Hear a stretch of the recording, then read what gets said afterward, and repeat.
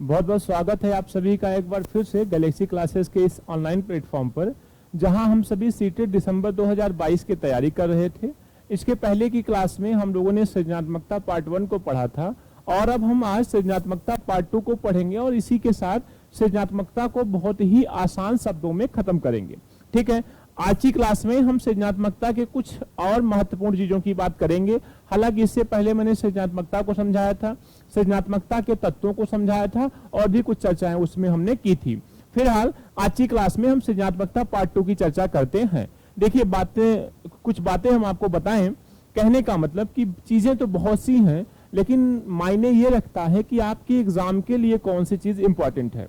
ऐसे आप पढ़ने लगेंगे बहुत परेशान हो जाएंगे, इसलिए थोड़ा पढ़िए जो एग्जाम के लिए इंपॉर्टेंट हो। और मैंने पहले भी कहा है कि इससे बाहर प्रश्न नहीं आएगा, क्योंकि हमने ऑलरेडी मैक्सिमम चीजों को जो इंपॉर्टेंट है उसको ले रखा है अपनी क्लास के इस पीपीटीज में। ठीक है, आइए अब हम आज की क्लास में आपको शुरुआत में सबसे पहले बताते हैं स्तर, मतलब कुछ सिद्धांतों के बारे में।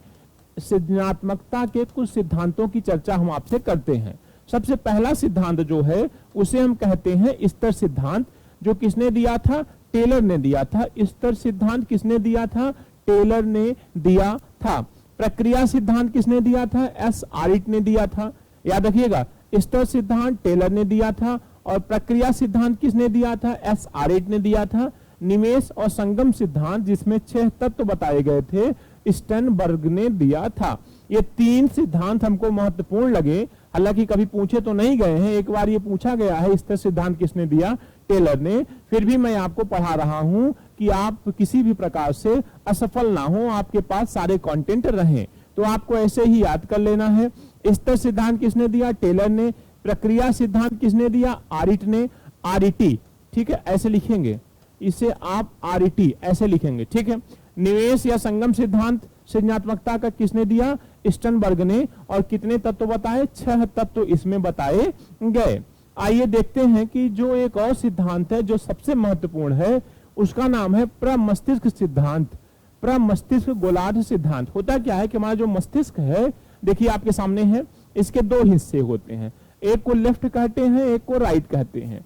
अगर किसी व्यक्ति का लेफ्ट साइड विकसित है तो उसके अंदर तर्क करने की, रीजनिंग को समझने की योग्यता बहुत अच्छी होती है, विज्ञान को, गणित को समझने की योग्यता बहुत अच्छी होती है।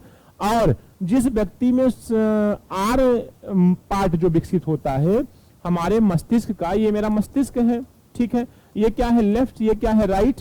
कुछ भी मान लीजिए, लेफ्ट है तो तार्किक होगा व्यक्ति, और अगर राइट है तो सृजनात्मक होगा। राइट है तो क्या होगा? सृजनात्मक होगा। कहने का मतलब आज के समय में क्या माना जाता है? सर ये तो आप सिद्धांतों की बात कर रहे हो, लेकिन वर्तमान समय में क्या माना जाता है? वर्तमान समय में सृजनात्मक बालक वही है जिसका लेफ्ट एंड राइट दोनों विकसित होता है। मतलब हमारे दिमाग का, हमारे मस्तिष्क का दोनों हिस्सा अगर विकसित है तो ही सृजनात्मकता मानी जाती है वर्तमान समय में। लेकिन सिद्धांत के हिसाब से जो लिखा है उसी को आपको टिक लगाना है। आइए, अभी आपने एक स्तर सिद्धांत पढ़ा था। स्तर सिद्धांत किसका पढ़ा था? आपने टेलर का पढ़ा था। उसी को थोड़ा सा हम आपको एक्सप्लेन करते हैं। स्तर सिद्धांत आपने किसका पढ़ा था? टेलर का। स्तर सिद्धांत आपने किसका पढ़ा था? टेलर का। टेलर ने अपने स्तर सिद्धांत में 5 स्तर बताए हैं। कितने स्तर बताए हैं? 5। हूबहू ऐसे आपको याद करना है कि टेलर ने अपने स्तर सिद्धांत में कितने स्तर बताए हैं? 5। सबसे पहला जो है अभिव्यक्तात्मक। अभिव्यक्तात्मक का मतलब अपनी बातों को अच्छे से प्रस्तुत करना भी क्या है? सृजनात्मकता है। उत्पाद, उत्पाद का मतलब कोई नई वस्तु बनाना भी क्या कहलाता है? सृजनात्मकता कहलाता है। अन्वेषणात्मक, किसी नए वस्तु की खोज करना, नए विचार की खोज करना क्या कहलाता है? सृजनात्मकता।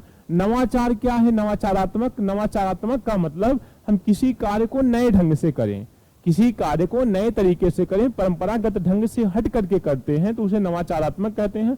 आविर्भावात्मक का मतलब होता है किसी नए विचार को जन्म देना या नए तरीके को जन्म देना, उसी से संबंधित है। कहने का मतलब आपको देखना क्या है? स्तर सिद्धांत टेलर ने दिया। कितने सिद्धांत दिए? 5। इनका सही क्रम क्या है? ये ऊपर से नीचे की, नीचे से ऊपर की ओर, और जो सबसे नीचे है उसे हम सबसे निम्न कहते हैं, जो सबसे ऊपर है उसे हम सबसे उच्च कहते हैं। इतनी बात आपको समझनी थी इस स्तर सिद्धांत में जो टेलर ने दिया था। हमने कहा कि सिद्धांत की चर्चा तो हमने कर लिया। किस किस सिद्धांत की चर्चा किया एक बार देख लीजिए। स्तर सिद्धांत की, प्रक्रिया सिद्धांत की, संगम और निवेश सिद्धांत की, प्रमस्तिष्क गोलार्ध सिद्धांत की चर्चा हमने किया, स्तर सिद्धांत को एक्सप्लेन किया। अब हम आपसे बात करते हैं कि सृजनात्मकता के परीक्षण संबंधित कुछ सृजनात्मकता से संबंधित कुछ परीक्षण भी किए गए, कुछ टेस्टिंग भी की गई। क्या है वो टेस्टिंग? तो आपको सबसे पहले पढ़ना है अपसारी उत्पाद या अपसारी ढंग से सोचना। आपसे सीधे सीधे आपसे प्रश्न पूछेगा, अपसारी उत्पाद परीक्षण किसने किया? अपसारी उत्पाद परीक्षण किसने किया था? गिलफोर्ड ने किया था। सृजनात्मकता का मतलब ही होता है अपसारी चिंतन। सृजनात्मकता का मतलब ही होता है अपसारी चिंतन। क्लियर है? आइए दूसरी चर्चा हम आपसे करते हैं, टोरेंस का सृजनात्मक चिंतन परीक्षण। तो टोरेंस ने भी सृजनात्मक परीक्षण किया था, है ना। इनका पूरा नाम क्या था? ई पाल टोरेंस था। अच्छा, जो मिनीसोटा परीक्षण है आपने देखा था व्यक्तित्व से भी संबंधित है, लेकिन मिनीसोटा परीक्षण वास्तव में सृजनात्मकता से संबंधित, सृजनात्मकता से रिलेट करके प्रस्तुत किया गया, जिसे किसने किया था? ई पाल टोरेंस ने किया था। ये इंपॉर्टेंट है, थोड़ा सा इसको ध्यान रखिएगा। ये तो ठीक है, इंपॉर्टेंट है ही। इन दोनों से आपको प्रश्न आई होप कि इस बार सीटेट में जरूर मिलेगा। ठीक है, अपसारी चिंतन से और मिनीसोटा परीक्षण से या टोरेंस के परीक्षण से। दूरस्थ संबंध सिद्धांत मेडनिक ने दिया, नो इंपॉर्टेंट। पासी का सृजनात्मकता सिद्धांत, बीके पासी भारत के थे, ये भी आप देख लीजिए। वाकर मेहंदी ने भी परीक्षण किया था, चिंतन परीक्षण किया था सृजनात्मकता से संबंधित। इनके नाम आप याद कर लीजिए, बाकी आपको कुछ नहीं याद रखना है। आपसे सीधे सीधे पूछेगा वाकर मेहंदी ने किससे संबंधित परीक्षण किया? सृजनात्मकता से। बीके पासी ने किससे संबंधित परीक्षण किया? सृजनात्मकता से। दूरस्थ संबंध परीक्षण किससे संबंधित है? सृजनात्मकता से। इसको दिया किसने था? मेडनिक। ठीक है, मेडनिक एंड मेडनिक। आपने क्रो एंड क्रो पढ़ा था ना, वैसे ही मेडनिक और मेडनिक ने दिया था। इसको बहुत ज्यादा समझने की आवश्यकता नहीं है, प्लीज जैसे लिखा है वैसे आप याद कर लीजिए, आपको 1 नंबर 100% मिल जाएगा अगर यहां से प्रश्न आएगा तो, वरना यहां से तो प्रश्न आपको मिलने वाला ही है। चलिए अब देखिए, सृजनात्मकता बढ़ाने की विधियां भी कुछ हम आपको बताते हैं। सृजनात्मकता बढ़ाने की यहाँ पे 2 विधियां हैं, एक सिनेटिक्स विधि है और एक मस्तिष्क उद्वेलन विधि। मतलब मस्तिष्क उद्वेलन का मतलब होता है आपको समस्या में रखा जाएगा, किस प्रकार से आपका दिमाग काम करता है, कितने संघर्ष तूफान आपके दिमाग में आते हैं, उसी को हम क्या कहते हैं? विचारावेश। ये इंपॉर्टेंट है, ध्यान रखिएगा। विचारावेश किसने दिया था? ओसबर्न ने दिया था। विचारावेश को किसने दिया था? ओसबर्न ने दिया था। कब दिया था? 1957 में। इसी को क्या कहते हैं? मस्तिष्क उद्वेलन विधि कहते हैं। सिनेटिक्स परीक्षण या सिनेटिक्स विधि से सृजनात्मकता बढ़ाने को बढ़ावा किसने दिया? गार्डनर ने दिया 1961 ईस्वी में। ध्यान रखिएगा। अब आप देखिए, हमने कहा 6 हैट्स विधि। 6 हैट्स विधि भी, आप 6 हैट्स विधि के बारे में यहाँ पर कुछ पॉइंट्स लिखे हुए हैं, इसे आप पढ़ लीजिएगा।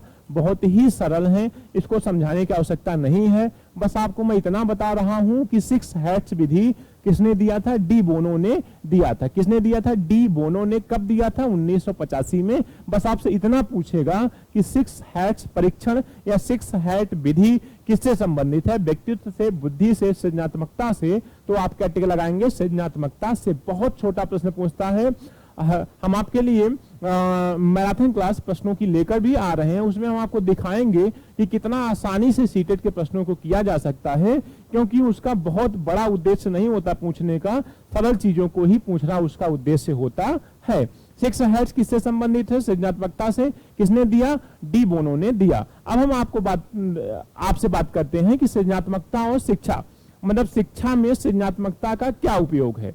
शिक्षा में सृजनात्मकता के निम्नलिखित उपयोग आपके सामने हैं, जो आप देख सकते हैं। 2-4 उपयोग हम आपको पढ़कर भी दिखाते हैं।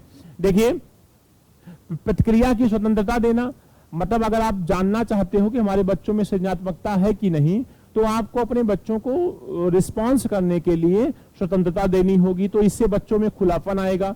ओपन प्रश्न पूछना, सभी के लिए प्रश्न पूछना, किसी एक व्यक्ति से प्रश्न नहीं पूछना, पूरी क्लास के लिए प्रश्न दे देना। अब उसमें पता चलेगा कि कौन सा बच्चा सृजनात्मक है। ऐसे में अगर आपने किसी एक व्यक्ति से पूछा, मान लीजिए वो ना बता पाए, फिर आपने दूसरे से पूछा, वो नहीं बता पाया, फिर आप पढ़ाने लगे। कहने का मतलब ओपन प्रश्न पूछिए, किसी विशेष व्यक्ति से प्रश्न मत पूछिए।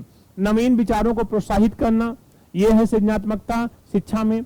नवीन क्रियाओं हेतु संसाधन या अवसर उपलब्ध कराना, मौलिकता को प्रोत्साहित देना। मौलिकता का मतलब नवीनता। अगर कोई नए ढंग से कोई बालक कार्य कर रहा है तो उसे प्रोत्साहित करना चाहिए।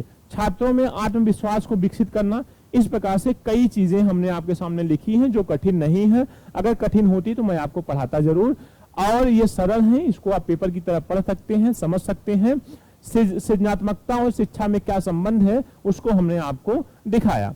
नेक्स्ट वीडियोस में, नेक्स्ट क्लासेस में ऐसे ही किसी महत्वपूर्ण टॉपिक को लेकर के आएंगे। फिलहाल सृजनात्मकता से जितने भी पॉइंट जरूरी थे वो मैंने आपको पढ़ा दिया है। चैनल को सब्सक्राइब कर लीजिए, शेयर कर दीजिए, लाइक कर दीजिए दोस्तों के साथ। और एक बात और कि पिछले वीडियोस अगर आप नहीं देखे हैं तो जा करके डिस्क्रिप्शन बॉक्स में देख सकते हैं। क्वेश्चंस लगाते रहिए, बहुत ही आसान तरीके से इस बार हम लोग सीटेट क्रैक करने वाले हैं। Thank you so much for watching this videos.